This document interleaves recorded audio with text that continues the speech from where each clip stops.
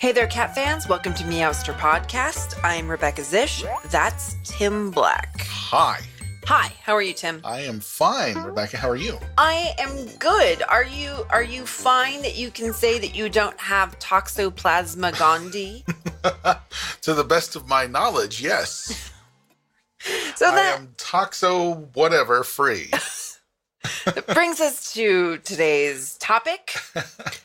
So we're going back to the world of science. Yes, we are. I wish we had sort of like an old-timey newsreel.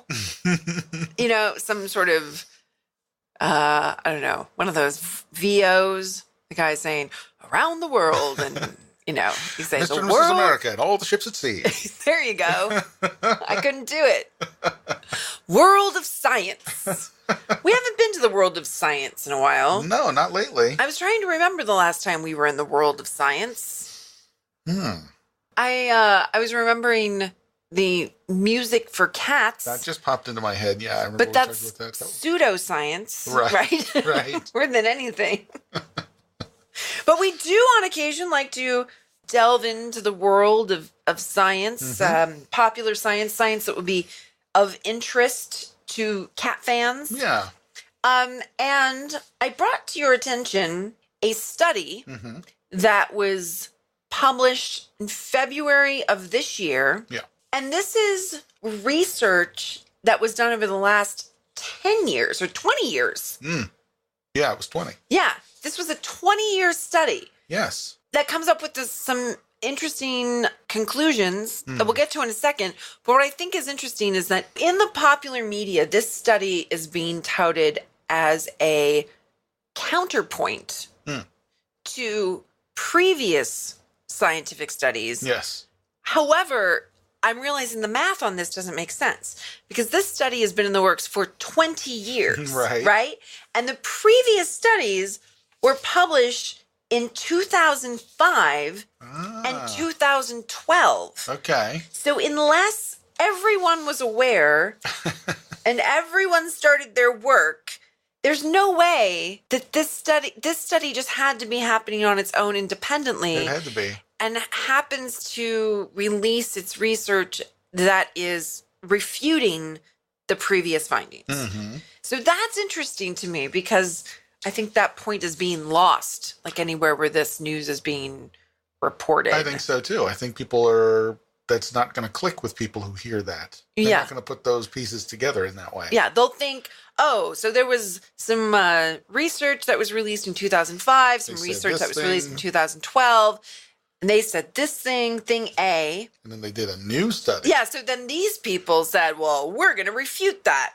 But this study was already in the works by 10 years before that had happened. Exactly. Yeah. Interesting. Yes. So let's get into what is this about. So back in 2005, there was some research reported. Dr. E. Fuller Torrey was the president of the Stanley Medical Research Institute in Bethesda, Maryland.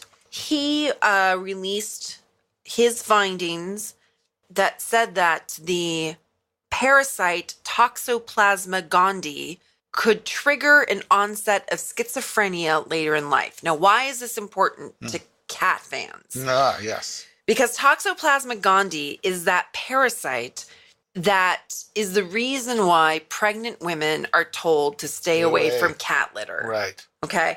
It's the parasite, its life cycle puts it in a mouse, and then if a mouse is ingested by a cat, and then a cat comes inside and uses a litter box, and then a pregnant woman accidentally not inhales, but has like broken skin and scoops litter that has that parasite in it, then it could cause birth defects or stillborn. Yeah.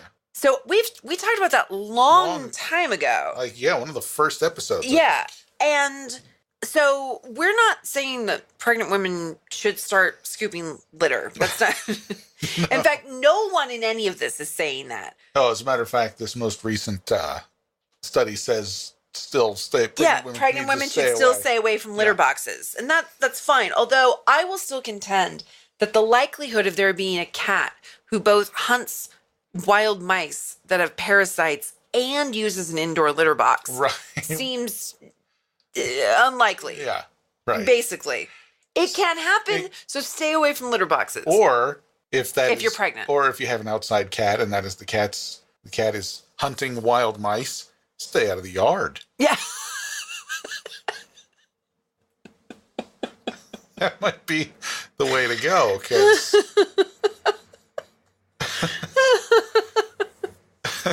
Okay. Yeah, you've just given up your whole yard, the whole outside. It's the cats now. Yep. If you're pregnant, it's the cats. You can't go anywhere near there. Exactly. Oh my God. Okay. So we're not changing any of that. But this study, Dr. E. Fuller Torrey, he came out and he said that, so it was kind of a new idea in 2005. No one had ever been talking about the idea that schizophrenia could be caused by a virus, bacteria, or parasite, or whatever. So it's a new idea.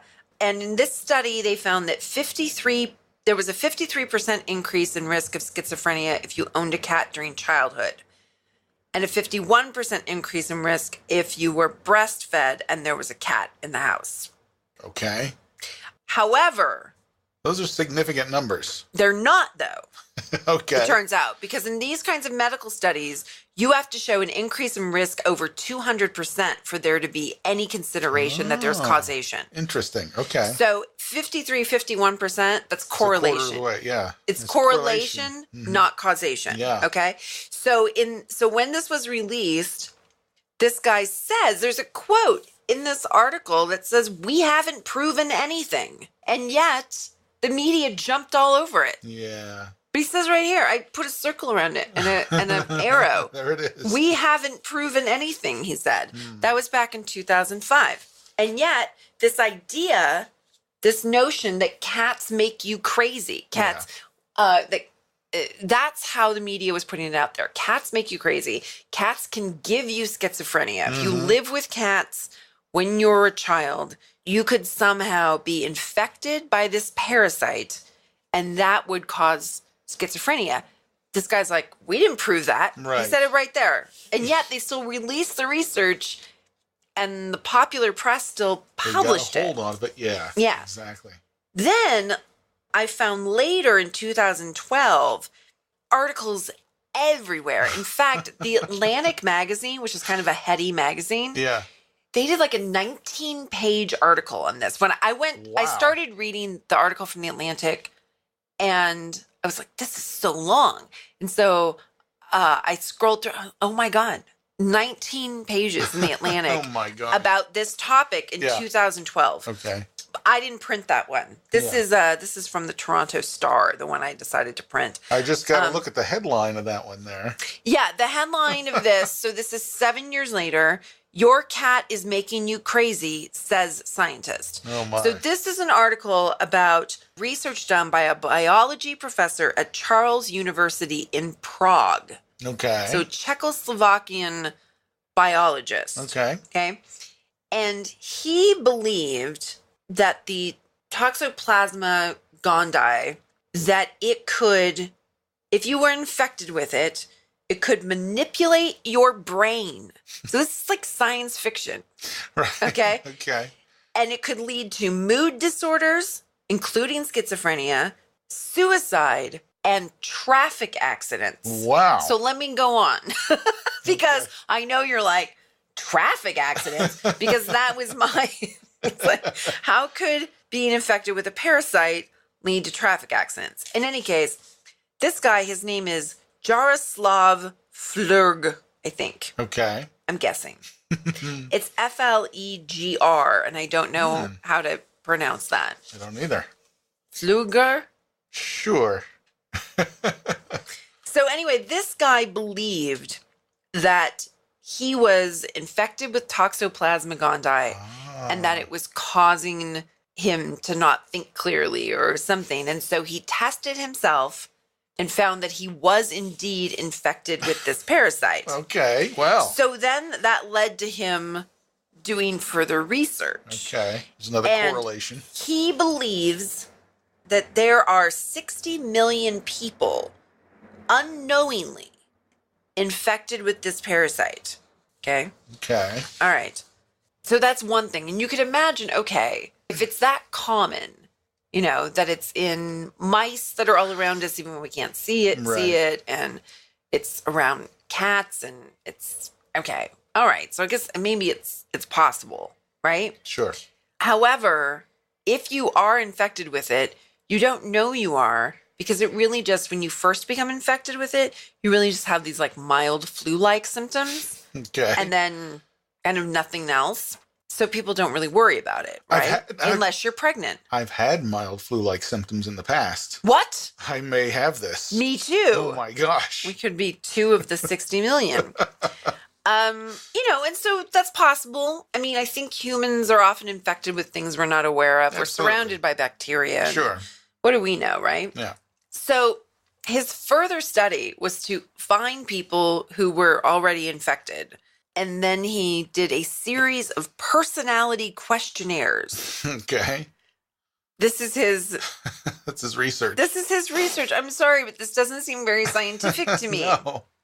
So, through his studies, one of the things he discovered is that men who have toxoplasmosis, which is the infection, are more likely to act suspicious. Women infected are more likely to show warmth. Okay. Does that seem scientific to you? No. No. Okay, let me go on. Okay.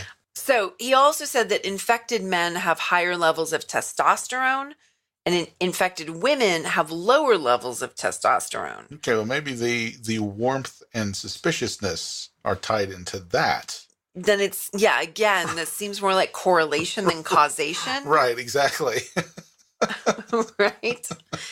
And unless someone could prove that having higher or lower levels of testosterone would cause you somehow to be infected, right, that you'd be more likely, that the presence of the parasite would be more likely to infect you, right?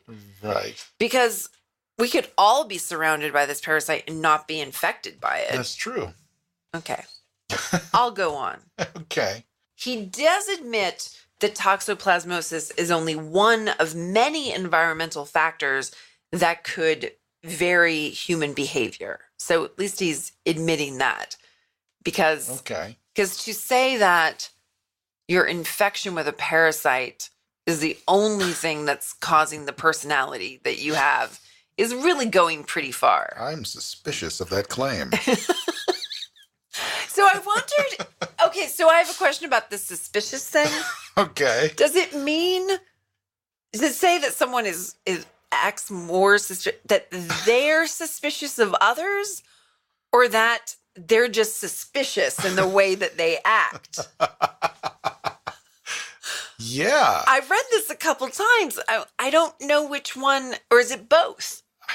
I think it's open to interpretation. Which is part of the problem. It is. Yeah. Yeah. If you act suspicious yourself, does that then also make you more likely to be suspicious of others? Like shifty eyes and tiptoeing around corners, that kind of thing? Yes. Yeah, I don't know. So I know you're still wondering. Yes. What about the traffic accidents? Yes. Okay. So, and this doctor... Is there a link between suspiciousness and traffic accidents? Not that's stated in this article, and I do have to admit I didn't read his full study. Okay. I chose an article I could get through because, let me tell you, some of the... I mean, first of all, The Atlantic publishing 19 pages on this or whatever it was is like... Whoa. Exactly. Put on the brakes. Yeah, hang on. Anyway, so Professor Pfluger, I feel terrible, but I don't know how to say his name. Okay. He does warn that someone infected with toxoplasmosis should be more careful when driving, as his studies have led him to believe there is a risk of fatal traffic accidents in Toxoplasma gondii infected people. So, if you grew up with a cat, then you should have higher insurance rates. If we were to believe that this is true. Yes. But So people with toxoplasmosis tend not to perceive danger and have impaired reaction times. Oh, okay. He claims that latent toxoplasmosis is to blame for 1 million traffic-related deaths. Wow. That sounds thoroughly researched. How?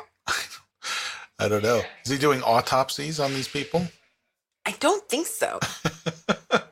I mean, we're going to look like the fools if somehow this turns out to be true. That is true. But it really seems far-fetched. It does. To me. Yeah. I think there are a lot more reasons why traffic accidents happen long before you would get to, there could even be so many other reasons why somebody's reaction time is impaired. Rum, for example. Pirates get into a lot of traffic accidents. They do. Okay, so that was 2012, or I guess his research was published in 2010, and then updates in 2012. But in his research, he references the other studies by Dr. Torrey that were published in 2002, and then there were follow-ups in 2003. Now, here we are in 2017. Okay?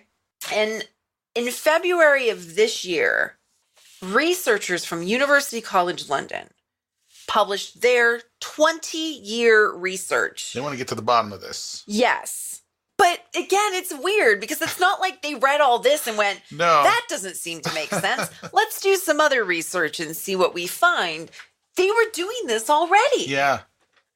So somebody in the 90s was talking about it. Somebody in the 90s was saying, hey, is it possible that parasite infection could affect behavior? Right. It seems so science fiction.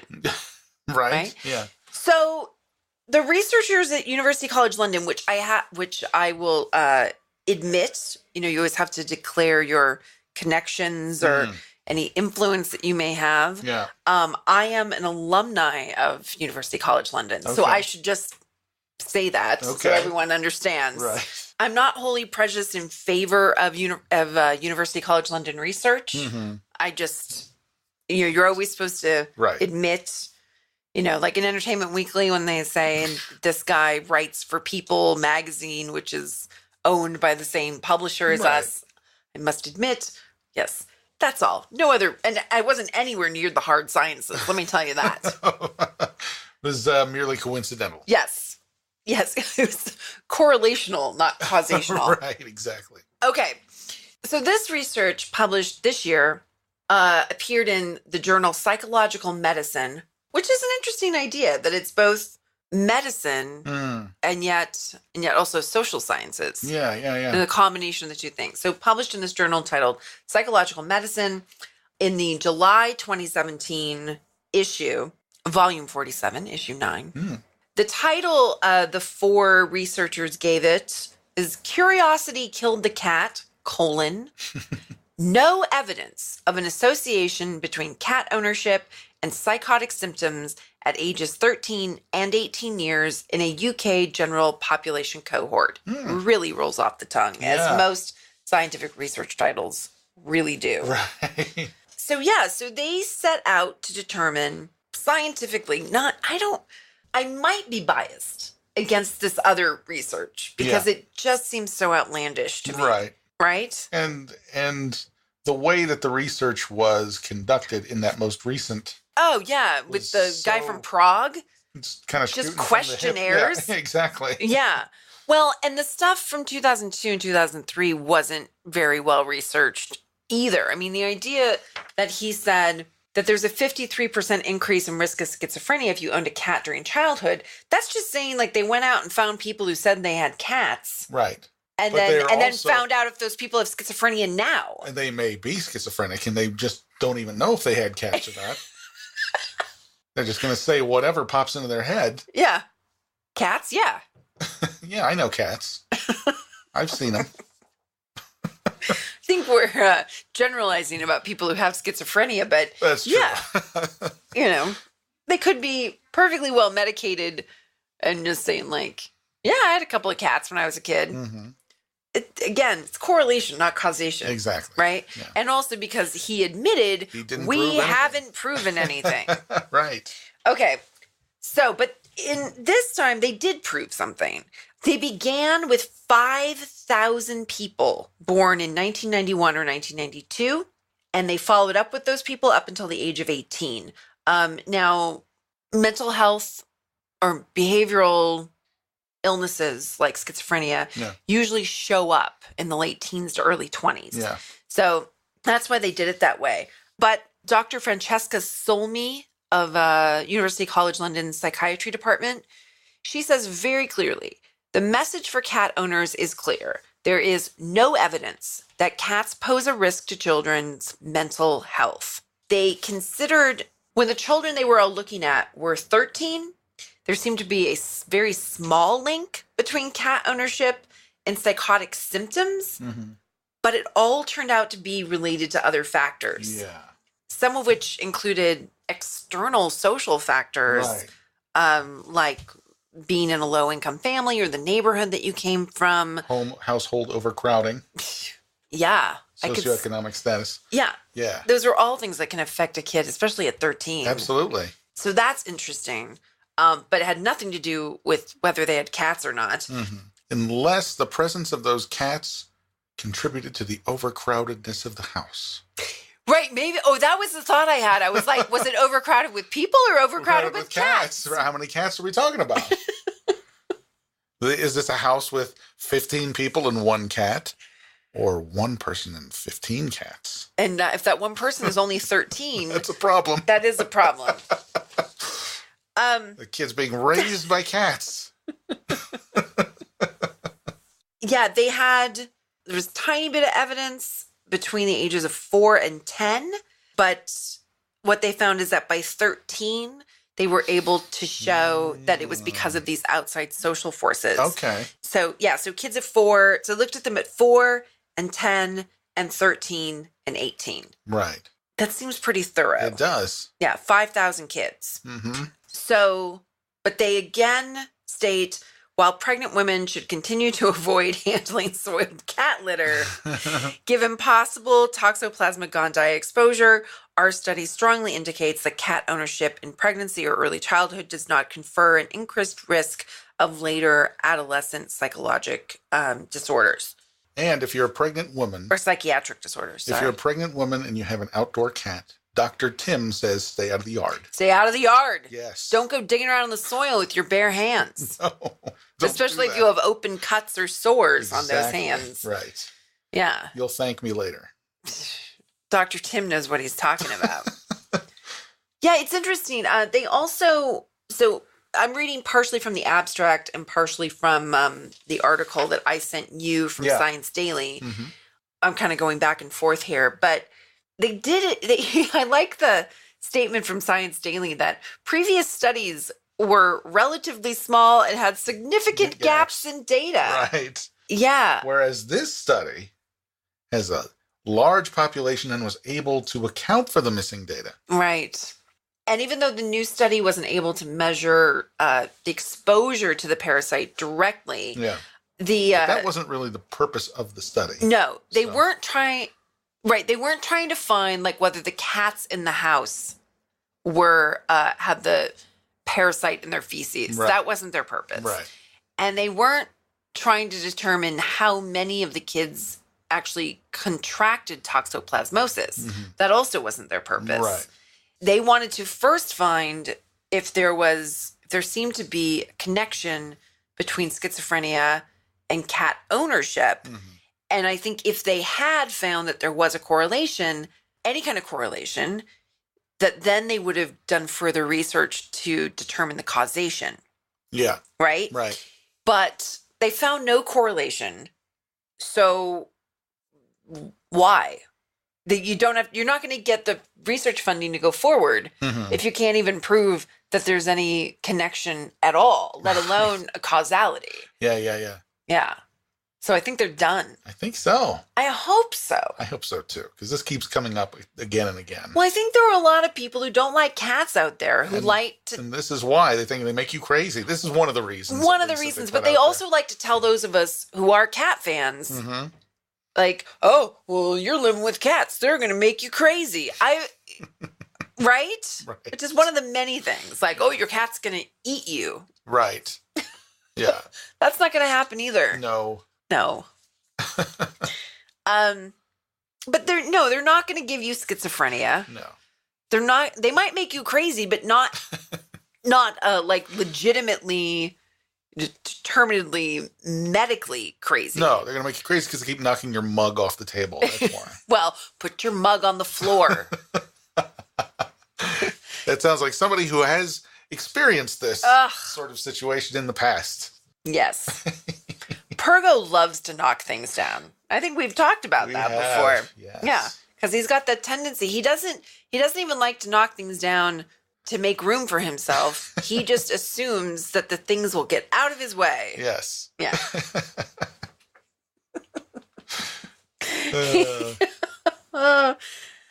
Harriet did a little of that earlier before we started, where she didn't even look at what was on the table. She just made a blind leap from the floor. She did. And she didn't care what was going to be in her way when she got here. Yeah. She didn't hit anything because you did have a glass of water sitting there out of her line of sight when she jumped. Right. She could have gone headlong right into that. Yeah, there was there was a glass of water for me. There was your iPad. Yeah, that was really kind of silly of us to have it set up like that. Yeah.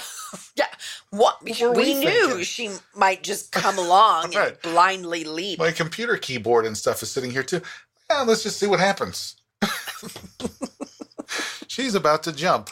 Yeah, we didn't move anything. We knew she was about to do it. We didn't move anything out of her way. Like, we will react to whatever happens.